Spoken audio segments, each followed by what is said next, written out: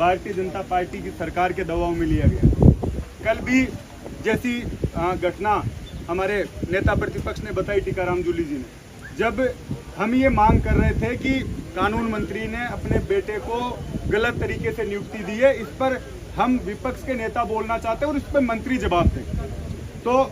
Speaker ने कहा आप अपनी सीट पे जाइए और मैं आपको व्यवस्था दे रहा हूँ। जैसे ही हम लोग सीट पे आए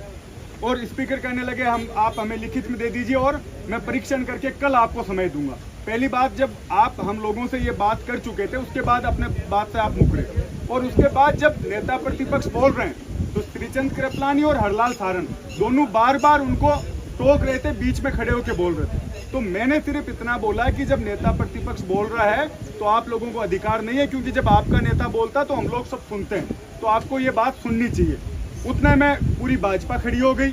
और स्पीकर साहब को पता नहीं पहले से ये तय करके आए थे, क्योंकि उन्होंने पहले भी 2-3 बार यूँ कह दिया कि आप शांति से बैठ जाइए, क्योंकि भाजपा के मंत्री जवाब दे नहीं पा रहे। विधानसभा में पूरी तरह से भाजपा सरकार फेल हो रही है, उसको बचाव कैसे किया जाए, इसको लेकर पूरी जिम्मेदारी स्पीकर ने अपने ऊपर ले रखी थी। पहले से बार बार ये कहते विश्वविद्यालय से आए हुए छात्र नेता तुम सुधर जाओ, तुम्हें सस्पेंड कर दूंगा, और जिस तरीके से बिना वोटिंग और जिस जल्दबाजी में कल सस्पेंशन हुआ, कल मार्शलों द्वारा जिस तरीके का बर्ताव हमारी महिला विधायकों के साथ, बुजुर्ग हमारे जितने भी विधायक थे उनके साथ किया गया, एक जैसे सड़क पर झगड़ा होता उस तरीके की नौबत सदन में आई, और उसके बाद गतिरोध तोड़ने की बजाय भाजपा सरकार, भाजपा के मंत्री और स्वयं स्पीकर आज उनका बयान देखिए कि कांग्रेसी, जब आप उस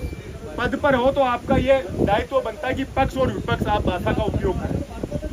कांग्रेसी ये इस तरीके की भाषा बोल रहे हैं, तो ये जितनी भी चीजें घटी, और उसके बाद आज वापस से वो सुबह मुख्यमंत्री जी 10 बजे सदन में आते हैं, विधायक दल की मीटिंग लेते हैं और ये चाहते थे कि हम खड़े होकर माफी मांगे, मैं उठ के बाहर आ जाऊं, लेकिन कांग्रेस पार्टी, हमारे नेता टीकाराम जूली जी, सीएलपी लीडर, सबने जिस मजबूती के साथ संविधान की रक्षा के लिए और इन भाजपा के लोगों को ये मैसेज देने के लिए जिस तरीके से रात भर सदन में डटे रहे। ऐसे ही वीडियोस देखने के लिए सब्सक्राइब करें न्यूज़ टाइम्स टुडे को और जुड़े रहिए हमारे साथ।